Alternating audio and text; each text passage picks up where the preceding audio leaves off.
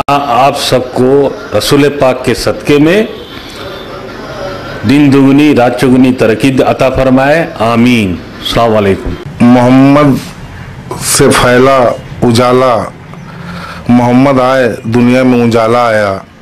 मोहम्मद सल्लल्लाहु ताला अलैहि वसल्लम पूरे दुनिया के लिए एक मोहब्बत का पैगाम लेके आए और हम उसी का खुशी मनाते हैं, उन्हीं का खुशी मनाते हैं। हमारे लिए ईद और बकरीद से भी बढ़ के ये ईद मिलादुन्नबी है और मैं पूरे देश को मुबारकबाद देता हूँ। ईद मिलादुन्नबी मुबारक हो। PACL इंडिया लिमिटेड पेश करते हैं Pearls residency Mohali, Pearls city Mohali, Pearls royal garden Sehore, Pearls gateway Madurai, Pearls township Bathinda, Pearls Riviera Cochin, Pearls gateway tower Noida और Pearls corporate and W mall New Delhi.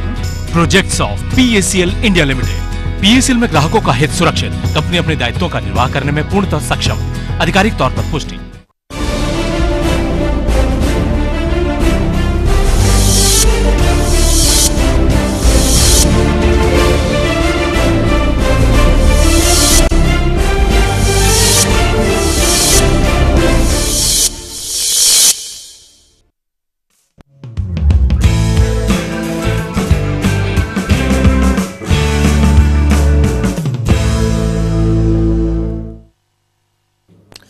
नमस्कार, मैं हूं यूसुफ अंसारी और आप देख रहे हैं न्यूज लाइन। राजधानी दिल्ली का तापमान ज्यों-ज्यों ऊपर जा रहा है, यहां का सियासी पारा भी उतना ही ऊपर चढ़ रहा है। राहुल गांधी के कांग्रेस के उपाध्यक्ष पद पर ताजपोशी और राजनाथ के बीजेपी की कमान सौंपे जाने के बाद अचानक नेताओं की जुबान आग उगलने लगी है। सभी एक दूसरे की छिछालेदर करने में लगे हैं। गरिमा, मर्यादा और सम्मान जैसे शब्द मानो सियासत के शब्दकोश से मिट ही गए हैं। तो न्यूज़ लाइन में इस खबर पर हम विस्तार से चर्चा करेंगे, लेकिन आइए सबसे पहले बात करते हैं उस खबर की जिसने देश की सियासत का मूड गरमा दिया है।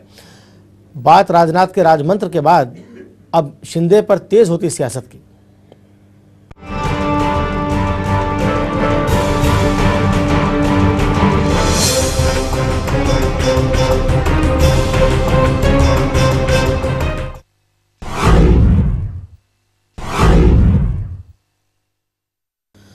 बीजेपी के नए सेनापति जनाब राजनाथ सिंह ने अध्यक्ष पद की कमान संभालते ही अपनी पार्टी को एक नया राजमंत्र दे दिया है और वो मंत्र है गृहमंत्री सुशील कुमार शिंदे पर आक्रमण तेज करने की। आरएसएस और बीजेपी पर विवादित बयान देने वाले शिंदे के खिलाफ बीजेपी ने देशव्यापी प्रदर्शन करके उनसे माफी मांगने की मांग की है।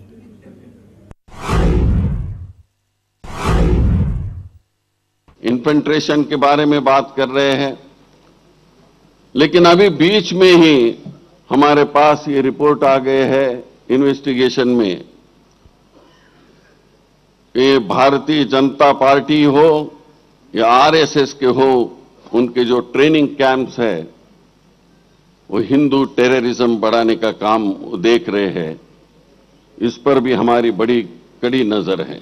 गृह मंत्री के यही बोल सुनकर बीजेपी का मिजाज गर्म हो गया है। मौका तो कांग्रेस के चिंतन शिविर का था, लेकिन इस चिंतन के बीच बीजेपी और आरएसएस का नाम भगवा आतंकवाद से जोड़कर शिंदे साहब ने खुद मुसीबत को बुलावा भेज डाला। अब बीजेपी के तेवर इतने तल्ख हैं कि चाहे शीर्ष नेतृत्व हो या बीजेपी का सामान्य कार्यकर्ता, हर कोई सीधे प्रधानमंत्री और सोनिया गांधी से शर्मिंदगी की मांग कर रहा है। कई आंदोलनों का गवाह बन चुके दिल्ली के जंतर मंतर पर बीजेपी के शीर्ष नेतृत्व ने मोर्चा संभाला, तो देश के दूसरे हिस्सों में स्थानीय सांसद और विधायक इस प्रदर्शन की अगुवाई कर रहे हैं। इतना ही नहीं, सुशील कुमार शिंदे का पुतला फूंक कर भी बीजेपी अपनी नाराजगी को जाहिर कर रही है। दिल्ली की एक अदालत में तो शिंदे के खिलाफ मानहानि का मामला भी दर्ज हो चुका है। जंतर मंतर पर विपक्ष की नेता सुषमा स्वराज का अंदाज ही ये बता रहा था कि बीजेपी का पारा कितना चढ़ा हुआ है।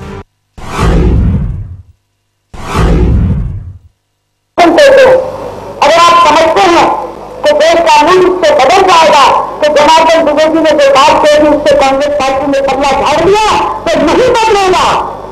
आपको समाधान करना होगा। सोनिया गांधी माफी मांगे, प्रधानमंत्री माफी मांगे, शिंदे को बर्खास्त करें, और जब तक पूरे के पूरे बयान के लिए ये माफी नहीं आती और ये कार्रवाई नहीं होती, तब तक हमारा आंदोलन जारी रहेगा। भारतीय जनता पार्टी और राष्ट्रीय स्वयंसेवक संघ के जो भी प्रशिक्षण शिविर होते हैं, उन्होंने भाजपा और राष्ट्रीय स्वयंसेवक संघ के कार्यकर्ताओं को आतंक का पाठ पढ़ाया जाता है। भारत सरकार के गृह मंत्री ने यह वक्तव्य दिया। गृह मंत्री का यह वक्तव्य आने के बाद सारे देश के लोगों में गुस्सा है।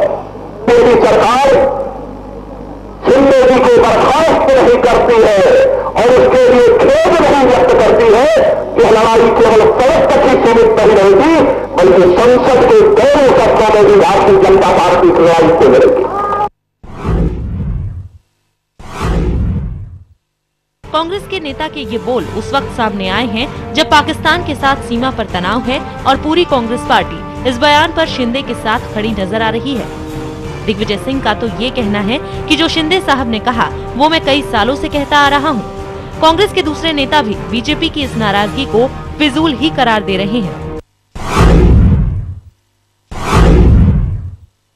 सरदार वल्लभ भाई पटेल ने भी संघ और हिंदू महासभा के बारे में जो बात कही थी, वही बात चिदम्बरम साहब ने कही और वही बात शिंदे जी ने कही। शिंदे जी के खिलाफ भारतीय जनता पार्टी इस प्रकार का माहौल क्यों बनाना चाहती है? हमारी लड़ाई विचारधारा से है। जहां तक उनका जो कहना था हिंदू आतंकवाद, उसको उन्होंने खुद ने अपने शब्दों को वापस लिया है। यानी बीजेपी की तल्खी के बावजूद फिलहाल कांग्रेस शर्मिंदा नहीं है, लेकिन देखना अब ये है कि इस देशव्यापी प्रदर्शन और विरोध से क्या कांग्रेस और गृह मंत्री बैकफुट पर जाने को मजबूर हो जाएंगे या फिर ये हो हल्ला सिर्फ एक दिन का हंगामा बनकर ही रह जाएगा। रजनीश त्रिपाठी के साथ नाज शेख, चैनल वन न्यूज। और सुशील कुमार शिंदे के बयान और उस पर गरमाई राजनीति पर हम चर्चा करेंगे। चर्चा में हमारे साथ मौजूद रहेंगे वरिष्ठ पत्रकार फजल इमाम मलिक साहब, वरिष्ठ पत्रकार शक्ति सिंह और सुरजीत दास गुप्ता जो कि आम आदमी पार्टी के नेता हैं। फजल इमाम मलिक साहब, सबसे पहले आपसे जानना चाहेंगे कि ये जो राजनीति हो रही है, सुशील कुमार शिंदे ने कहा, हालांकि उसके बाद उन्होंने सफाई भी दी। दिग्विजय सिंह का कहना है कि वो पहले से ये बात कहते रहे हैं और पार्टी के मीडिया डिपार्टमेंट के चेयरमैन और जनरल सेक्रेटरी यानी महासचिव जनार्दन द्विवेदी ने कल ये बात कही थी कि साहब कभी कभी जुबान फिसल जाती है और आदमी के मुंह से वो बातें निकल जाती हैं जो वो कहना भी नहीं चाहता है। ये सब क्या घालमेल है? नहीं यूसुफ भाई, देखिए अब सुशील कुमार शिंदे ने क्या कुछ कहा, क्या किस तरह से कहा, इससे हम सब लोग जानते हैं जी। लेकिन भाजपा का जो ये मुखालफत जिस तरह से कर रही है, उन्हें अपने गिरेबान में भी झांकना चाहिए। आप ज़्यादा दूर नहीं जाइए। अगर आप साध्वी प्रज्ञा की गिरफ्तारी से पहले तक मदरसों और मस्जिदों पर उन्होंने बराबर हमले किए कि वहाँ आतंकवादी कैंप चलाए जा रहे हैं। एक दो बार नहीं। कौन ऐसा संघ का आदमी नहीं होगा जिसने मदरसों और मस्जिदों को लेकर ये टिप्पणियाँ की? क्या सुषमा स्वराज ने कभी इस बारे में या आडवाणी जी ने कभी कहा कि मदरसों और मस्जिदों को आतंकवाद का कैंप कहना गलत बात है? उसके खिलाफ क्या वो आज माफ़ी मांगेंगे? आज जब उन पे पड़ रही है, जैसे मैंने पहले भी कहा था इसी चैनल पे कि जब दिया रंज बुतों ने तो खुदा याद आया, जब खुद पे पड़ने लगी, ठीक उसी तरह जिस तरह साध्वी प्रज्ञा की गिरफ्तारी से पहले एक संदेश दिया करते थे सारे संघ परिवार और भाजपा के लोग कि सारे मुसलमान आतंकवादी नहीं, लेकिन जो पकड़े जा रहे हैं वो सभी मुसलमान हैं, तो एक ख़ास मैसेज दिया जाता था उस वक्त मुसलमानों को लेकर। और आज वही बात लेकिन उसके बाद जब साध्वी प्रज्ञा पकड़ी गई, उसके बाद उनकी स्ट्रेटजी बदली, इस्लामी आतंकवाद का शब्द कहीं पीछे छूट गया, जब जो कि भगवा आतंकवाद की बात भी होने लगी, हिंदू आतंकवाद की बात भी होने लगी, तब उन्होंने इस इस्लामी आतंकवाद और मुसलमानों के खिलाफ इस तरह से हमले कम किए।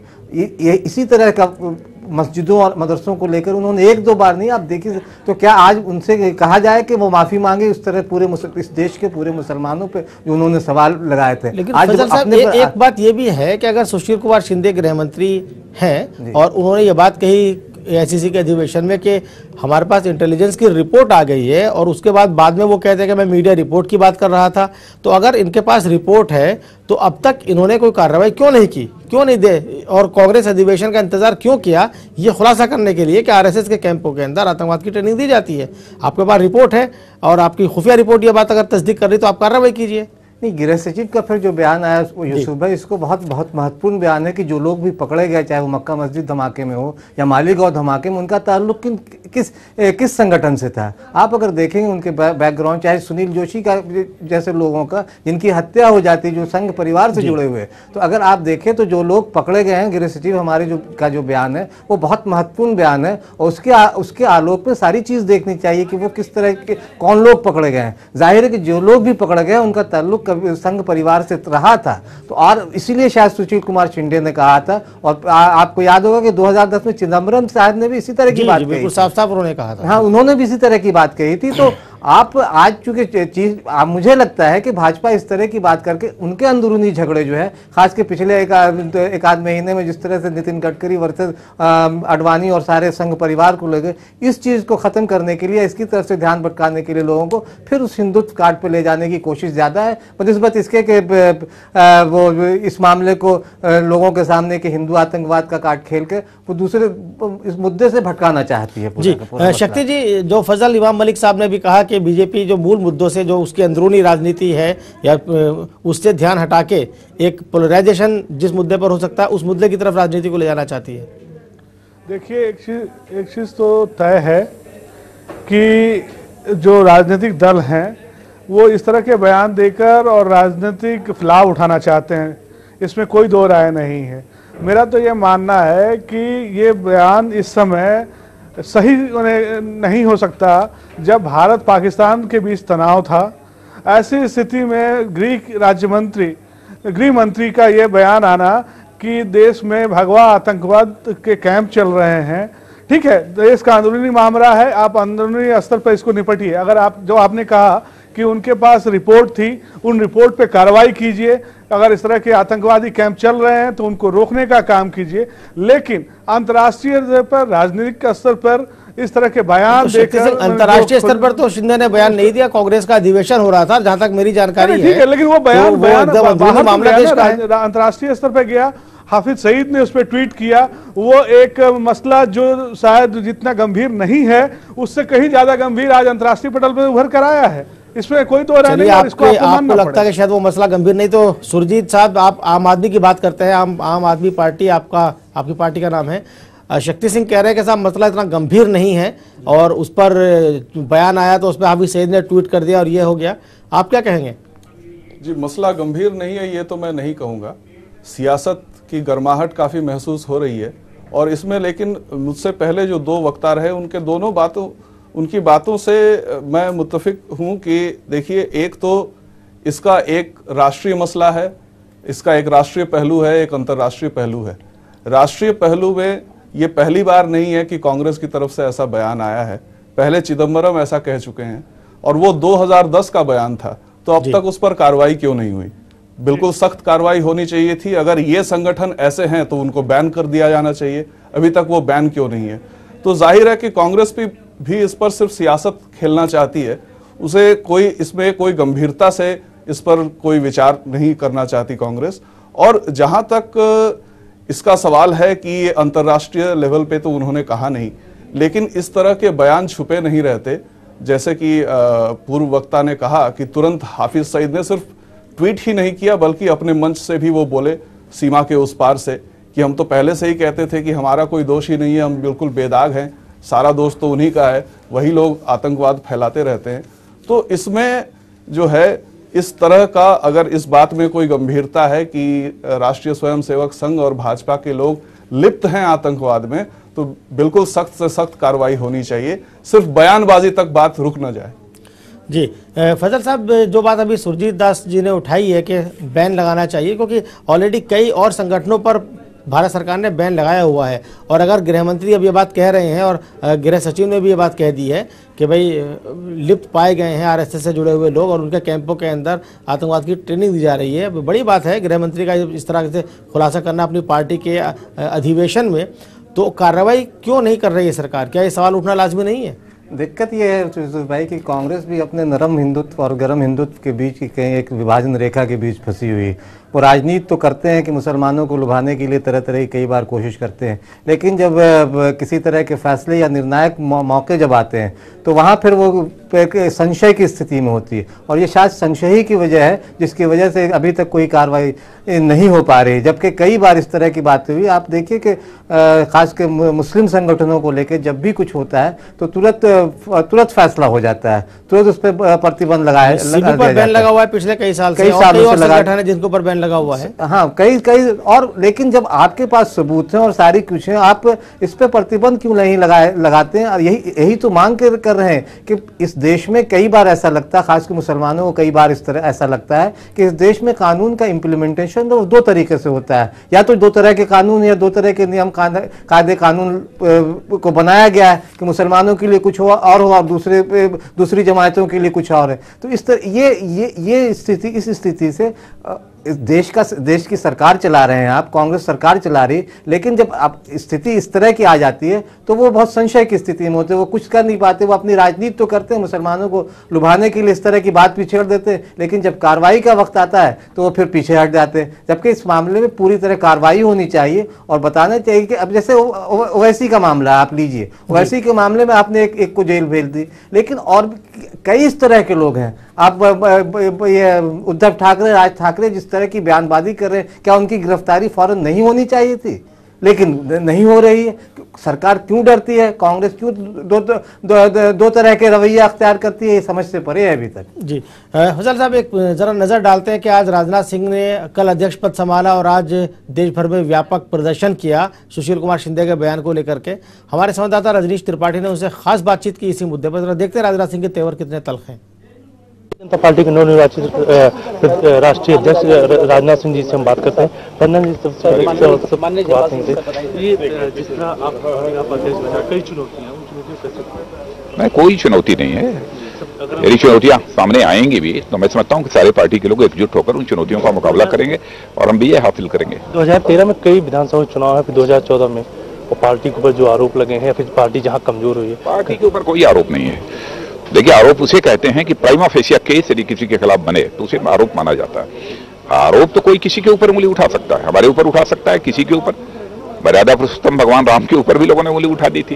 ये कुछ भी हो सकता है। अगर प्राइमा फेसिया केस यदि किसी के खिलाफ बनता है तो मैं समझता हूं कि उसे अपने पद से त्यागपत्र देना चाहिए और आरोप मुक्त न हो जाए। जिस तरह सिंधे ने हिंदू और संघ के ऊपर आरोप लगाया, हिंदू आतंकवादी, उनके ऊपर क्या कहें? नहीं, मैं समझता हूं वो आरोप पूरी तरह से बेबुनियाद और निराधार हैं। और संघ भारतीय जनता पार्टी आतंक का प्रशिक्षण नहीं देती है। हम आतंक का प्रशिक्षण देंगे?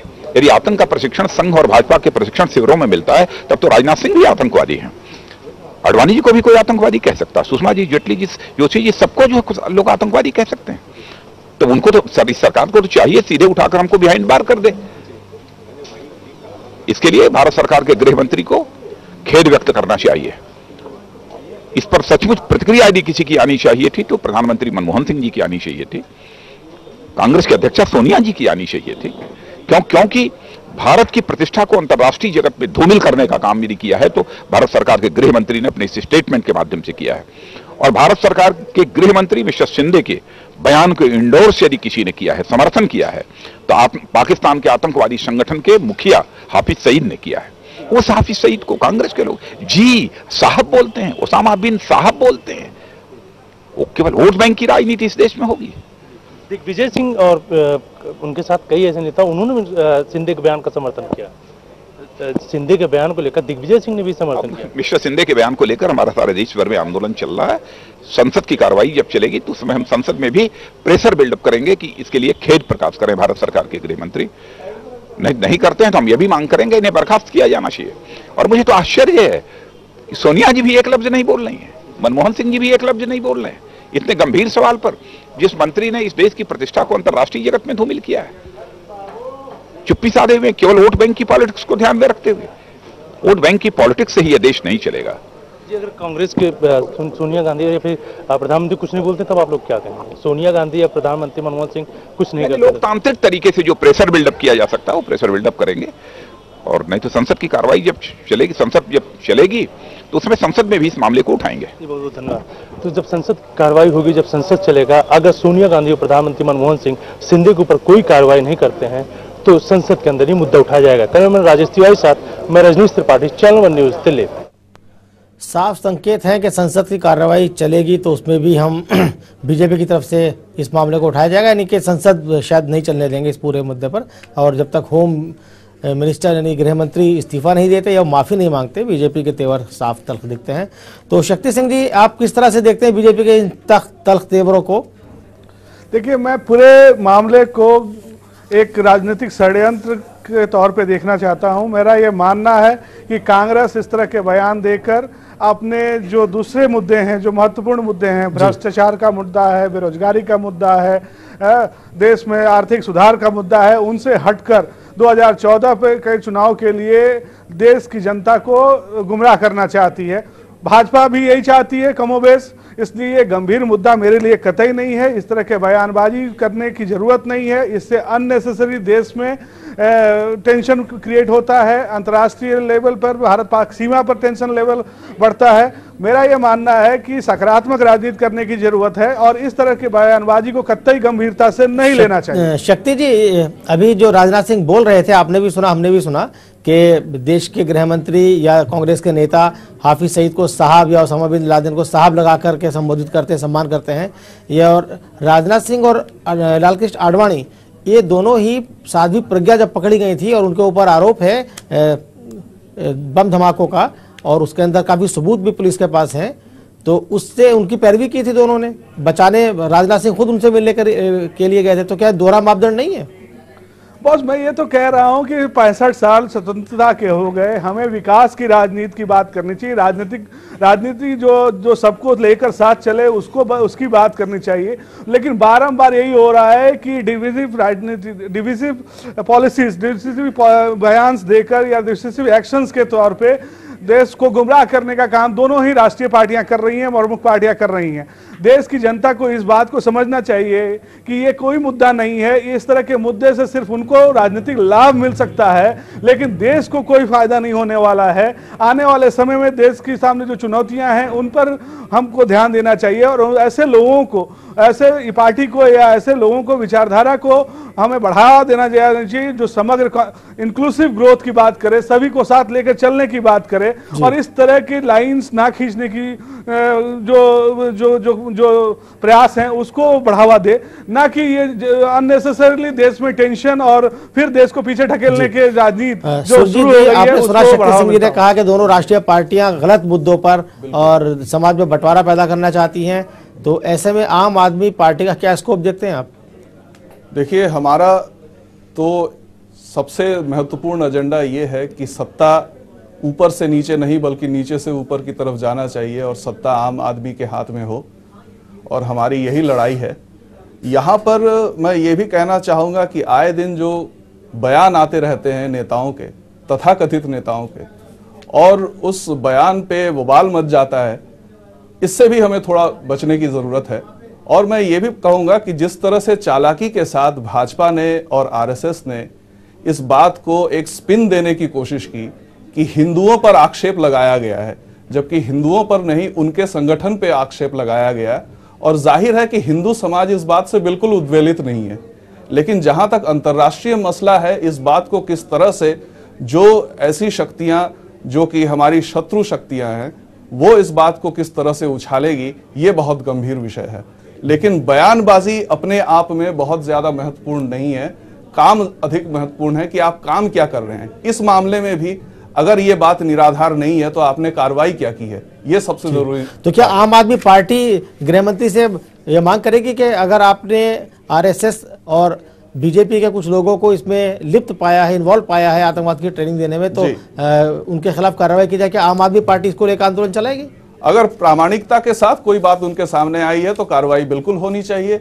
लेकिन अब तो सिर्फ मतलब ऐसा ही लग रहा है कि हवा में बातें हो रही हैं, क्योंकि उस भाषण में भी उन्होंने किसी का नाम नहीं लिया, नाम लेकर ये नहीं बताया कि बाद में गृह सचिव ने यह खुलासा किया है कि जो मालेगांव में बम धमाके हुए थे, वो कुछ अभिनव भारत जैसे कुछ संगठन है जो इसके साथ जुड़े हुए हैं, किसी जमाने में शायद वो आरएसएस से भी जुड़े हुए थे।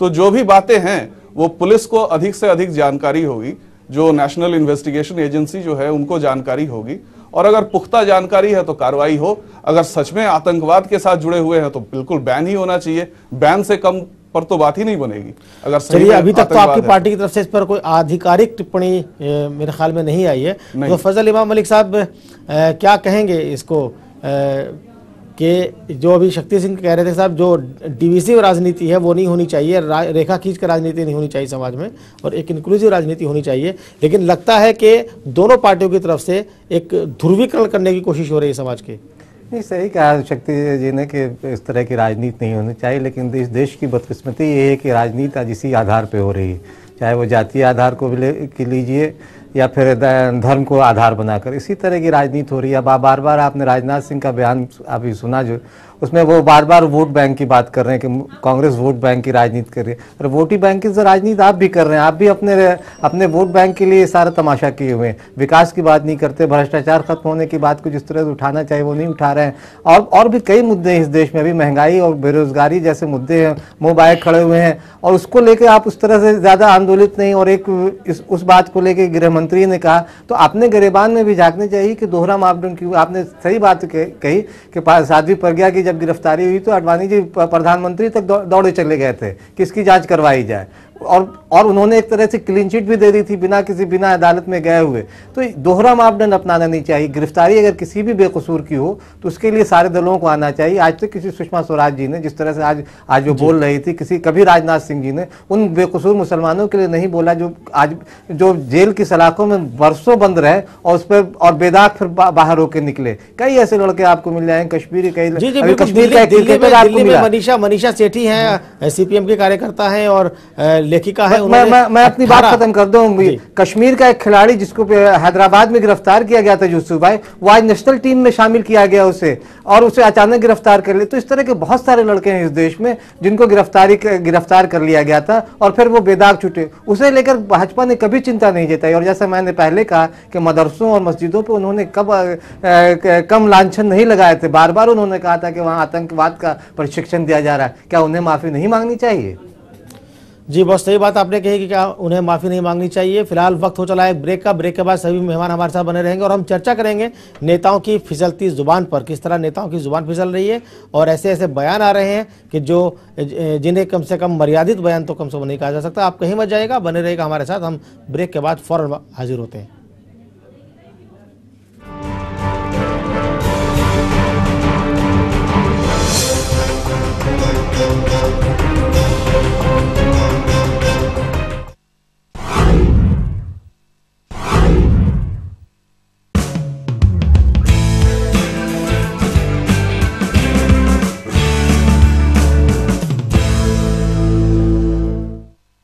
PACL इंडिया लिमिटेड पेश करते हैं Pearls residency Mohali, Pearls city Mohali, Pearls royal garden Sehore, Pearls gateway Madurai, Pearls township Bathinda, Pearls Riviera Cochin, Pearls gateway tower Noida और Pearls corporate and W mall New Delhi. Projects of PACL India limited. PACL में ग्राहकों का हित सुरक्षित, कंपनी अपने दायित्वों का निर्वाह करने में पूर्णतः सक्षम। आधिकारिक तौर पर पुष्टि। कुंभ प्रयाग 2013 के शुभ अवसर पर आपका हार्दिक स्वागत है। ऐसा परमानंद बैकुंठ में भी नहीं जो प्रयाग की धरती पर सभी संत, भक्त और भगवंतों द्वारा सुशोभित हो रहा है। कुंभ की तारीख 14 जनवरी से 10 मार्च। इस माघ मास में पुण्यों के भागीदार बने, कुंभ में आए, पुण्य कमाएं। स्वर्णिम मध्य प्रदेश की पहचान, समृद्ध किसान। कृषि को लाभकारी धंधा बनाने का मुख्यमंत्री का सपना अब हुआ साकार। 0% ब्याज दर पर 65 लाख किसान परिवारों को लाभ पहुंचाने हेतु 10,000 करोड़ के फसल ऋण वितरण का लक्ष्य। Apex bank.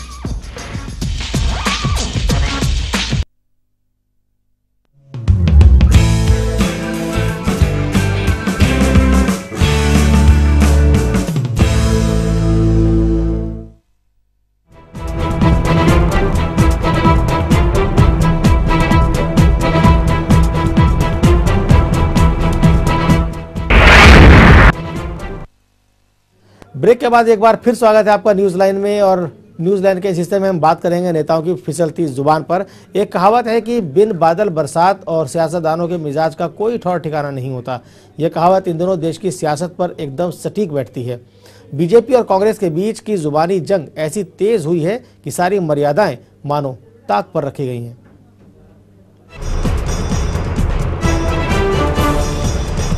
ये जनाब नितिन गडकरी हैं। कल तक बीजेपी की कमान इन्हीं के हाथों में हुआ करती थी, लेकिन किस्मत और सियासत ने ऐसी पलटी खाई कि बेचारे रात भर में ही पूर्व अध्यक्ष बनकर रह गए।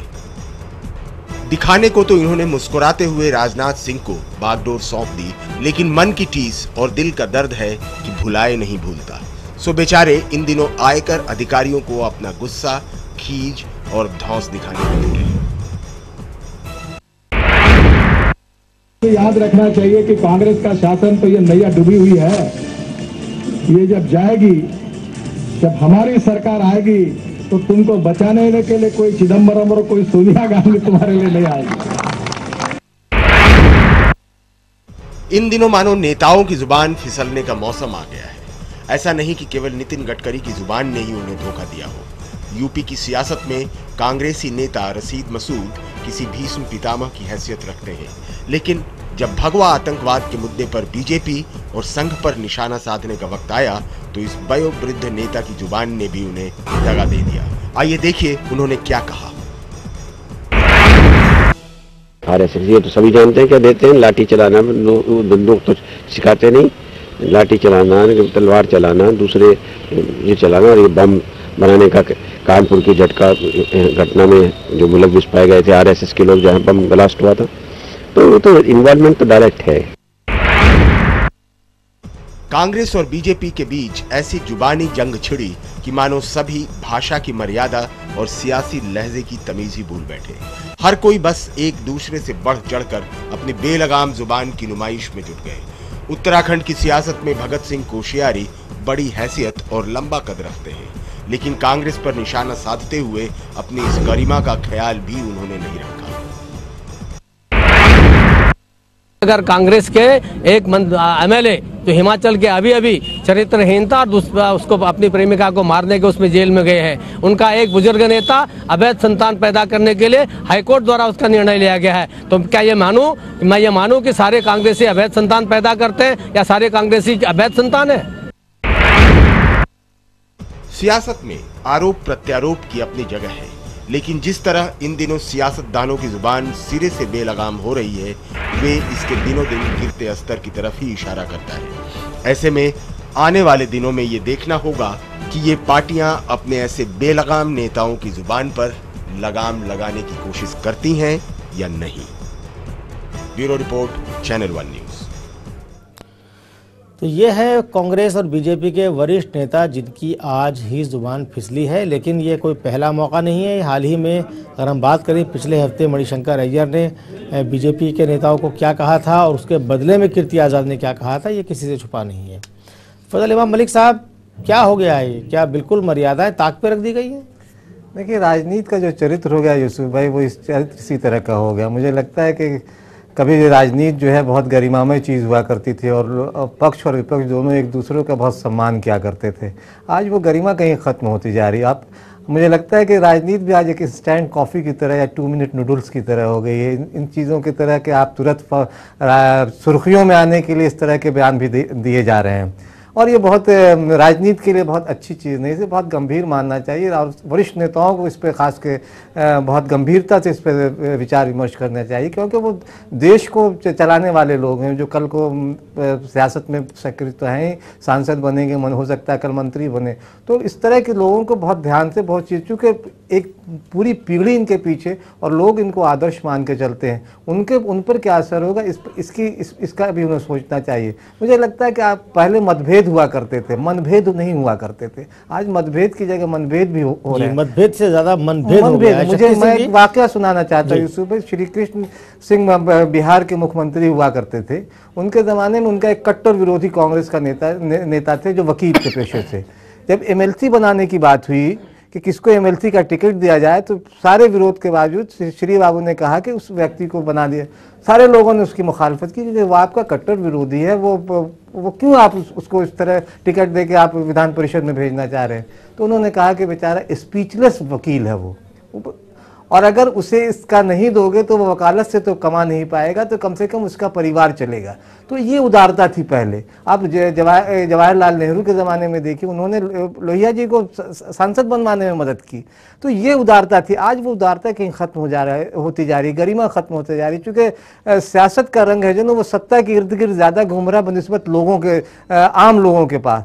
तो ये परेशानी है। इसलिए इसी वजह से मुझे लगता है कि सियासत में जो इस तरह की बयानबाजी हो रही है, एक इंस्टेंट तुरंत फुरत कुछ छा जाने वाला मतलब, और ये अच्छी बात नहीं। इस पर बहुत गंभीरता से तमाम दलों के नेताओं को इस पर विचार विमर्श करके एक स्वस्थ माहौल बनाना होगा। शक्ति सिंह जी, ये क्या हम आने वाली जनरेशन के लिए क्या मैसेज देना चाह रहे हैं हमारे नेता, जिनके ऊपर जिम्मेदारी है देश को आगे बढ़ाने की? विकास की बात अभी आपने उठाई थी कि विकास की बात होनी चाहिए और आपस में नफरत पैदा करने की बात या समाज को बांटने की बात नहीं होनी चाहिए।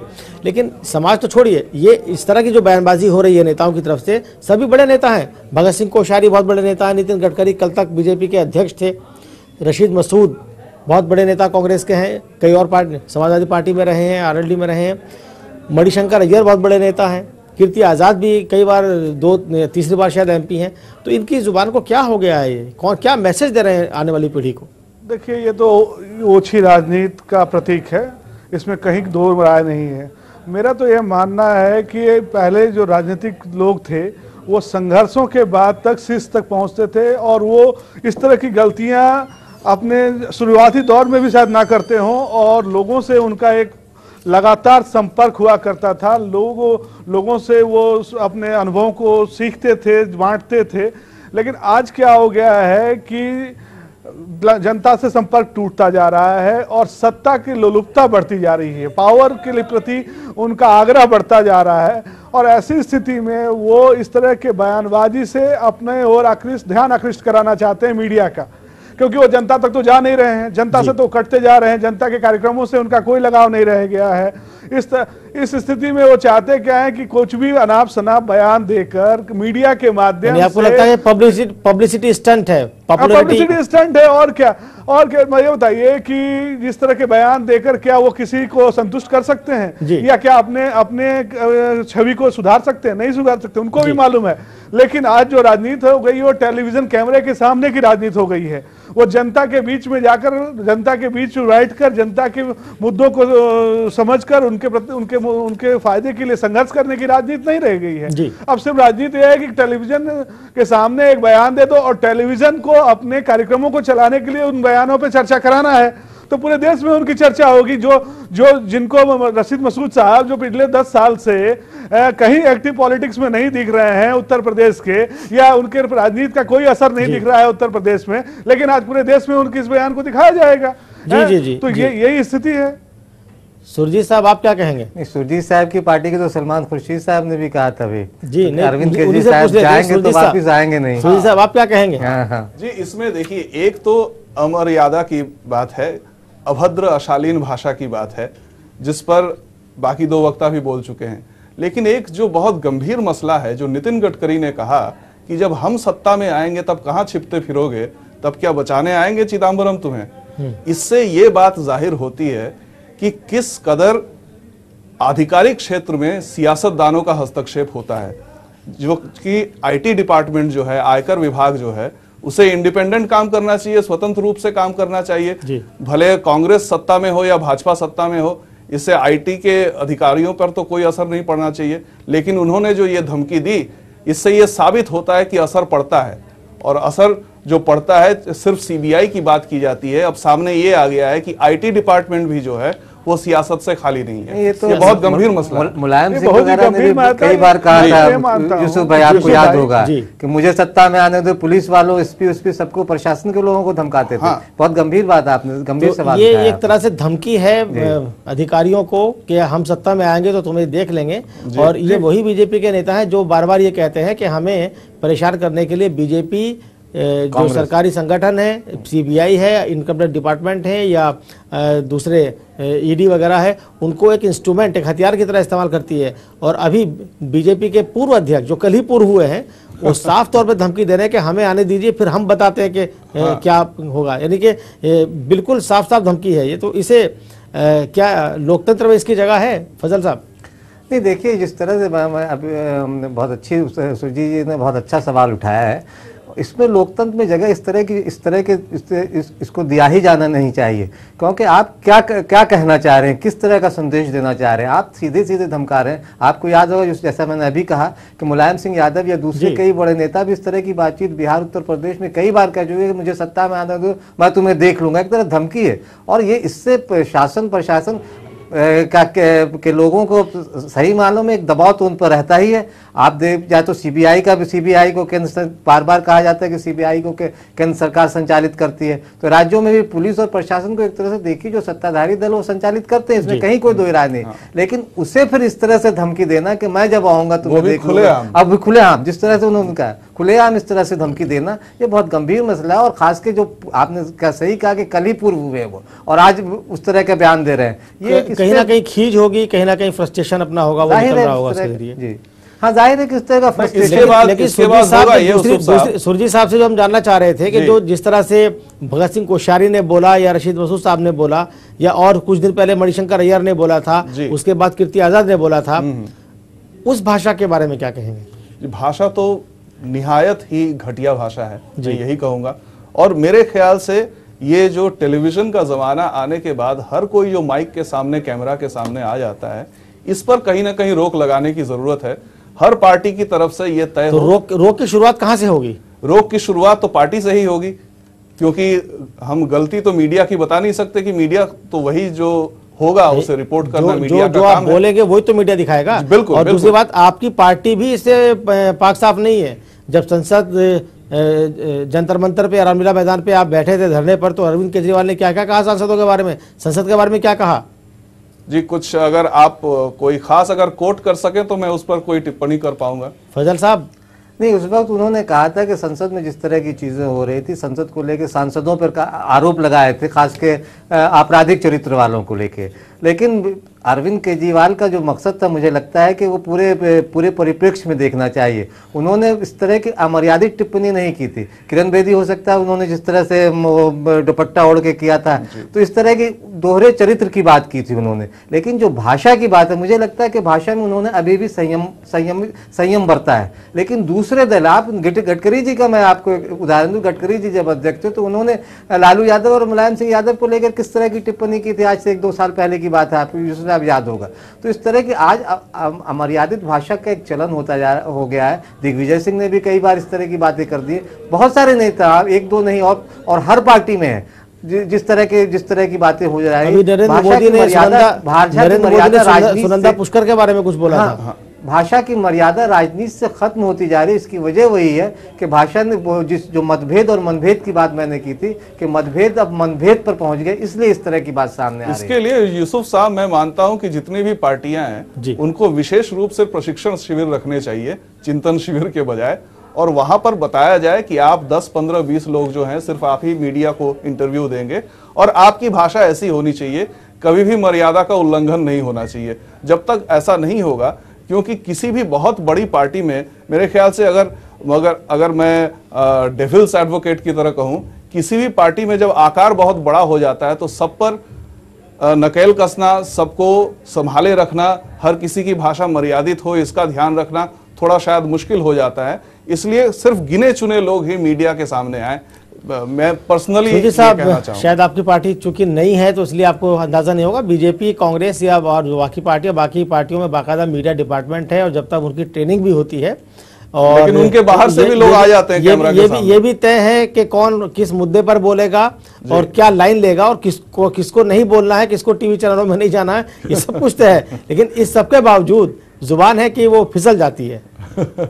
यूसुफ भाई, दूसरी दिक्कत यह है कि सांसदों और राजनीतिक दलों को कई बार इस तरह की चीजें होती है कि जब उनके बारे में कुछ बोला जाता है, कोई आम आदमी बोलता है, जैसे अरविंद केजरीवाल ने जब तक पार्टी नहीं बनाई थी तब तक उनको लेके जो बोला जा रहा था, तो सारे लोग थे कि सांसद का अपमान कर रहे हैं। लेकिन भाई मेरी अपनी बात जो है, मेरी जो तकलीफें हैं, दुख है, सरोकार है, उससे आपका जो रिश्ता खत्म होता जा रहा है, उससे जो आप अपने सरोकारों से कटते जा रहे हैं, उसके बारे में जब बात करते हो तो बराबर कहते हैं कि संसद में तुम्हें देख लेंगे, संसद संसद के अंदर तुम्हारे खिलाफ प्रस्ताव लाएंगे। हाँ, तो इस विशेषाधिकार की बात बार बार करते हैं, लेकिन यह है कि वो हम ही लोगों में से चुन के जाते हैं और जब हम अपनी पीड़ा को रखते हैं तो उनको अपमान लगता है, लेकिन जब वो खुद दूसरे पे टिप्पणी करते हैं, दूसरे दलों के राजनेताओं पर टिप्पणी करते हैं, तो वो मर्यादा भूल जाते हैं। एक तरफ तो वो मर्यादा का पाठ पढ़ाते हैं कि आम आदमी को किस तरह से की भाषा बोलनी चाहिए, संसदों पर किस तरह की टिप्पणी करनी चाहिए, लेकिन संसदों में भी आपने संसद में भी आपने देखा कि किस तरह से बहुत सारे विधान परिषदों में भी जिस तरह से मारपीट को बाद में एक्सपेंस किया गया कार्यवाही से, हाँ, मारपीट की जाती है, जिस तरह से भाषा बोली जाती है, यह आप किसी से ढकी छुपी नहीं। तो आप अपने आचरण से क्या संदेश देना चाहते हैं? राजनीतिक दलों को इस पे बहुत गंभीरता से सोचना, राजनीति की आमूल परिवर्तन की आवश्यकता है जी। शक्ति जी, आप जो अभी फजल साहब ने बात कही कि साहब संसद के अंदर भी इस तरह की बातें होती, तो क्या माना जाए कि समाज के अंदर चूंकि माना जाता है कि समाज के अंदर वैल्यूज जो सामाजिक सरोकार थे या जो सामाजिक मूल्य हमारे थे उनमें गिरावट आ रही है, उसका एक नतीजा ये है कि हर जगह जबान फिसलने की बात हो रही है या ऐसी टिप्पणी हो जाती है जो मर्यादित नहीं होती है, जो सम्मानजनक नहीं होती हैं? नहीं, मेरा यह मानना है कि आप नेतृत्व कर रहे हैं, आप समाज का नेतृत्व कर रहे हैं, आम जनता का नेतृत्व कर रहे हैं, आपको उसकी भाषा से बेहतर भाषा का इस्तेमाल करना होगा, शिष्ट भाषा का इस्तेमाल करना होगा।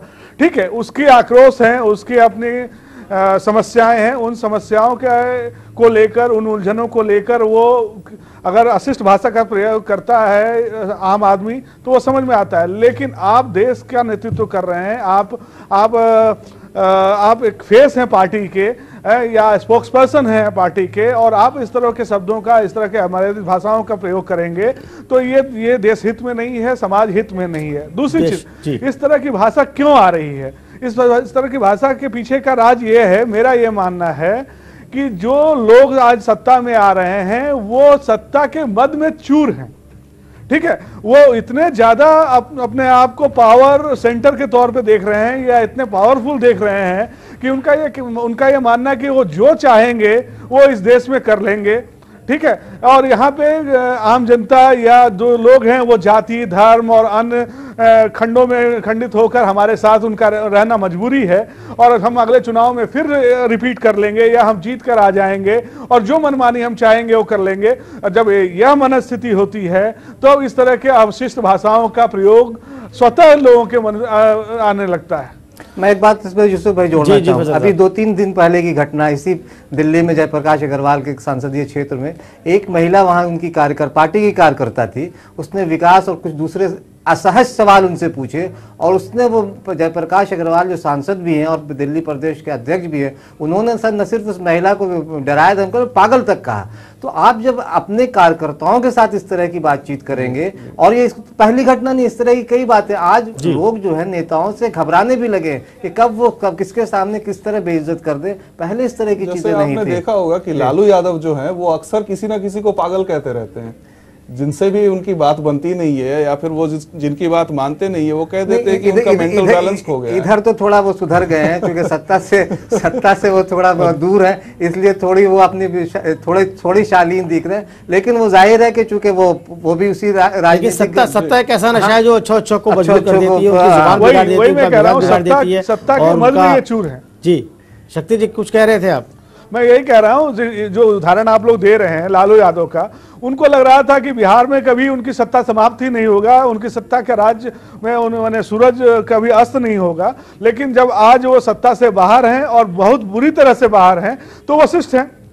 लेकिन जब वो सत्ता में थे तो वो आपको भी याद होगा किस तरह की भाषा का प्रयोग करते थे और किस तरह की उनकी बॉडी लैंग्वेज होती थी, किस तरह के वो अपने प्रशासनिक अधिकारियों से व्यवहार करते थे, खैनी बनवाना और दूसरे अन्य खबरें जो अखबारों और मीडिया में आया करती थी। तो सिर्फ और सिर्फ ये है कि उनको जो पीपुल्स पावर मिली हुई है, अब यही काम शक्ति जी नीतीश जी भी कर रहे हैं। नीतीश कुमार भी कुछ इसी तरह कर रहे हैं, उनकी बॉडी लैंग्वेज भी और पत्रकारों के साथ उनका व्यवहार बहुत खराब है वहाँ। ये सत्ता का नशा है और ये जनता को समझना होगा कि इस तरह के राजनेताओं को वो ना चुने। वो इस तरह के लोगों को रिप्रेजेंटेशन ना दें जो कि बाद में जाकर उनके लिए संघर्ष करने के बजाय सिर्फ सत्ता का फायदा अपने हित में उठाने का काम करते हैं। आज तो बिहार में हालत ये है कि नीतीश जी से कोई असहज सवाल पूछ देता तो पत्रकार पे गुस्सा जाते हैं। और मैं ये शब्द भी आपको याद दिला दूं, बिहार में बहुत ही शब्द प्रचलित है थेथरोलॉजी, और वो उनके नीतीश कुमार जी तो बोल देते कि आप थेथरोलॉजी कर रहे हैं। हाँ, सही कहा। तो कुल मिलाकर के ये कहा जा सकता है, फजल साहब के जो अभी शक्ति साहब भी कह रहे थे कि सत्ता जब होती है तो उसका दंभ या उसका जो नशा होता है उसकी वजह से भी कई बार जुबान फिसलती है। लेकिन जिस तरह जो भगत सिंह कोश्यारी बोल रहे थे कांग्रेस के बारे में, और एक खास नेता का उन्होंने नाम लिया, एनडी तिवारी जी का नाम लिया, इस तरह के केस तो दूसरी पार्टियों में भी हैं, खुद उनकी पार्टी में भी इस तरह के केसेस हैं। तो क्या लगता नहीं कि जब आदमी बोलता है तो उसे कम से कम ये भी सोचना चाहिए कि अपने गिरबान में झांकना चाहिए? दरअसल आज वही जैसा कहा कि राजनीतिक दलों को अपनी नहीं अपने बारे में जब दूसरों बोलने लगते हैं तो दूसरों के तो चरित्र सामने आ जाता है, खुद उनके चरित्र अपने बारे में भूल जाते हैं। भाजपा भारतीय जनता पार्टी के कई ऐसे नेता जिस पर इसी तरह के आरोप लगे, मैं किसी का नाम नहीं लेना चाहता और अच्छा भी नहीं लगता है, लेकिन आपको पहले अपने घर में भी देखना चाहिए। और जैसा बहुत पुरानी कहावत है यूसुफ भाई कि जब आप किसी की तरफ एक उंगली उठाते हैं तो 3 उंगली खुद की तरफ भी उठी होती है। तो तमाम राजनीतिक दलों को अपनी तरफ अब इस तरह की भाषा या दूसरे पर किसी तरह का आरोप लगाने से पहले खुद पर भी आकलन करना चाहिए कि मेरे यहाँ कितनी गंदगी है, उस गंदगी की सफाई पहले कर ले, तभी जाके आप किसी दूसरे पर आरोप लगाए कि वो उनके यहाँ किस तरह की गंदगी है। लेकिन ये चीजें इसका समाधान क्या हो सकता है? आंतरिक अनुशासन जो बहस भी कर रहे हैं, पार्टियों के अंदर खत्म हो गया है। लोकतांत्रिक व्यवस्था की तो बात हम करते हैं, पार्टी के अंदर भी लोकतंत्र में जो उनके अंदर की लोकतंत्र की बात हम करते हैं, लेकिन हमें साथ साथ ये भी ध्यान देना चाहिए कि पार्टी के अंदर एक अनुशासन होना चाहिए, नेतृत्व के अंदर एक अनुशासन होना चाहिए, और वो अपने जूनियर नेताओं को या अपने दूसरे नेताओं को इतना कठोर संदेश दे सके कि इस तरह की बयानबाजी से वो बचें, अन्यथा उन पे प्रशासनिक कार्रवाई या जो जिस तरह की कार्रवाई दूसरी कार्रवाई हो सकती है। जी सुरजीत जी, आपकी पार्टी अभी नई पार्टी है, बन रही है और आगे बढ़ेगी, आप क्या सजेस्ट करेंगे कि अगर इस तरह के बयानात आपकी पार्टी के नेताओं की तरफ से आते हैं तो किस तरह की कार्रवाई आप उन पर करेंगे? कोई अनुशासनात्मक कार्रवाई का प्रावधान रखेंगे या कुछ और उसमें होगा? क्या बिल्कुल, सबसे पहले तो आशा तो यही है कि हमसे कभी ऐसी चूक नहीं होगी, लेकिन मुझे ऐसा लगता है कि इसके लिए जो भी नेता, जो भी सार्वजनिक समाज में काम करने वाले लोग हैं, उनमें से किसी से भी अगर किसी के द्वारा भी अगर अशालीन भाषा का प्रयोग होता है तो उसका सामाजिक बहिष्कार होना चाहिए। जब तक सामाजिक बहिष्कार नहीं होगा, आप देखिए कि इस तरह के बयान जब भी आते हैं, एक तो टीवी स्टूडियो पे चर्चा होती है, अगले दिन कुछ अखबारों में एडिटोरियल छप जाते हैं, और कुछ ट्विटर और फेसबुक पर थोड़ी सी हरकत होती है, समाज पे इसका कोई असर दिखता नहीं है। तो जब तक समाज से लोग उठकर नहीं आएंगे और ऐसे लोगों का बहिष्कार नहीं करेंगे, क्योंकि समाज के लोग वोटर भी हैं। किस तरह से बहिष्कार किस तरह से कर सकते हैं? बहिष्कार वोट से कर सकते हैं। वोट तो जैसे मान लीजिए भगत सिंह कोश्यारी ने आज बोला है जी, वोट अब अगर वो चुनाव लड़ने जाते हैं, अभी तो राज्यसभा में है, हाँ, अगर तो वो चुनाव लड़ने जाते हैं छोटी तो नहीं होनी चाहिए 5 साल, तो 5 साल बाद जनता याद रखेगी कि उन्होंने कब क्या कहा था। देखिए सोनिया गांधी का जो मौत का सौदागर बयान आया था, उसे आज भी याद किया जाता है। चुनाव के बीच में था ना, एकदम मेन चुनाव में था, लेकिन आज भी याद किया जाता है। जब ये 2007 के बाद 5 साल बाद चुनाव हुए गुजरात में, तो कांग्रेस वाले इस बार कुछ कह नहीं रहे थे, लेकिन बार बार उनको याद दिलाया जा रहा था कि पिछली बार उन्होंने मौत का सौदागर कहा था। तो इसलिए भूलता तो कोई भी नहीं है, जनता को भी बातें याद रहती है, कहीं ना कहीं दिमाग के पीछे चली जाती है बात। तो उसे अगर एक बार याद दिला दिया जाए कि ये लोग ऐसी भाषा का इस्तेमाल कर चुके हैं, तो फिर वो जरूर संभल जाएंगे। और क्योंकि इन लोगों को सिर्फ एक ही चीज से शिक्षा मिलती है, वो कि जब उनका वोट पे बहिष्कार हो, वोट के दौरान अगर उनका बहिष्कार होता है तब जाकर इनकी भाषा ठीक हो जाएगी। तो फजल साहब, किस तरह से सामाजिक बहिष्कार संभव है ऐसे नेताओं का जिनकी जुबान फिसलती है या जानबूझकर वो अमर्यादित टिप्पणी करते हैं, इस तरह की टिप्पणी करते हैं जो काबिले एतराज़ हो और जिसको समाज स्वीकार नहीं कर सकता? मुझे लगता है यूसुफ भाई कि इस पर पार्टियों को ही खुद में आत्ममंथन करने की ज़रूरत है। पहले पार्टी स्तर पर ही बातचीत होनी चाहिए, और हर पार्टी को, चाहे वो चूँकि सारे लोग हैं, हर पार्टी के लोगों को, हर पार्टी के जो शीर्ष नेता हैं उसको इस पर विचार विमर्श करना चाहिए कि किस तरह हमारी बोलचाल की भाषा होनी चाहिए। आम लोगों से सरोकार अगर ख़त्म हो रहा है, ठीक है, सत्ता से बेदखल हो रहे हैं, और जब सत्ता में है, दोनों में रहते हुए हमारी भाषा किस तरह की होनी चाहिए। अब सुरजीत जी का ये सुझाव थोड़ी हद तक ठीक है कि वोट के जरिए अंततः वो अवाम की अदालत में ही उन्हें आना होता है, लेकिन वो एक जैसा आपने सवाल उठाया कि 5 साल तक लोग याद रखेंगे या भूल जाएंगे, मुझे लगता है कि ये आंतरिक अनुशासन बहुत ज़रूरी है। आकलन अपने आप में करना, आत्ममंथन करना और चिंतन करना ज़रूर। दिक्कत ये हो गई है कि पार्टियों ने अपना आत्ममंथन करना छोड़ दिया है। पार्टियों के अंदर खुद इतने गुट हो गए हैं कि एक दूसरे को गाली गलौज करते रहते हैं, तो उनकी एक आदत जो बन गई है, और एक जो राजनीति का चरित्र बदला है, वो आपने जो अपराधीकरण का भी जो हुआ है, उस वजह से भी बहुत सारी चीज़ें जो आई, गंदगी जो आई है राजनीति में, वो जब तक साफ सुथरी नहीं होगी तब तक इस तरह की अमर्यादित भाषा भी चलती रहेगी और लोग इस तरह बदजुबानी भी करते रहेंगे। लोग बदजुबानी भी करते रहेंगे और इस तरह की जो निचले स्तर की टिप्पणियाँ हैं वो भी होती रहेंगी, और राजनीति में सब चलता रहेगा जब तक कि सेल्फ कॉन्शियसनेस नहीं आएगी, यानी कि खुद पर लगाम लगाने के लिए जब तक लोग आगे नहीं आएंगे या पार्टियाँ अनुशासन नात्मक कार्रवाई नहीं करेंगी तब तक ये करता रहेगा। कुल मिलाकर लंबरों इस चर्चा का यही है। और शक्ति सिंह जी, फजल इमाम मलिक साहब, सुरजीत जी, आप हमारे साथ स्टूडियो में बने रहे, आपका बहुत बहुत शुक्रिया। तो न्यूज़ लाइन में फिलहाल इतना ही। कल फिर हाजिर होंगे किसी और मुद्दे के साथ और कुछ और अहम मेहमानों के साथ। तब तक के लिए मुझे यानी यूसुफ अंसारी को दीजिए इजाज़त। नमस्कार।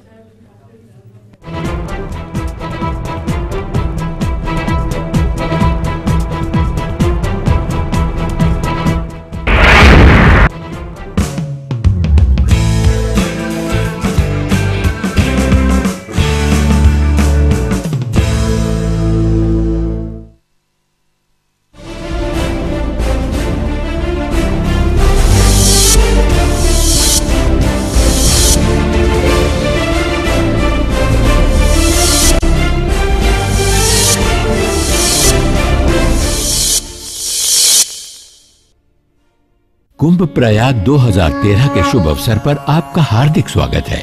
ऐसा परमानंद बैकुंठ में भी नहीं जो प्रयाग की धरती पर सभी संत, भक्त और भगवंतों द्वारा सुशोभित हो रहा है। कुंभ की तारीख 14 जनवरी से 10 मार्च। इस माघ मास में पुण्यों के भागीदार बने, कुंभ में आए, पुण्य कमाएं। स्वर्णिम मध्य प्रदेश की पहचान, समृद्ध किसान। कृषि को लाभकारी धंधा बनाने का मुख्यमंत्री का सपना अब हुआ साकार। 0% ब्याज दर पर 65 लाख किसान परिवारों को लाभ पहुंचाने हेतु 10,000 करोड़ के फसल ऋण वितरण का लक्ष्य। Apex bank. PACL India limited पेश करते हैं पर्ल्स रेजिडेंसी मोहाली।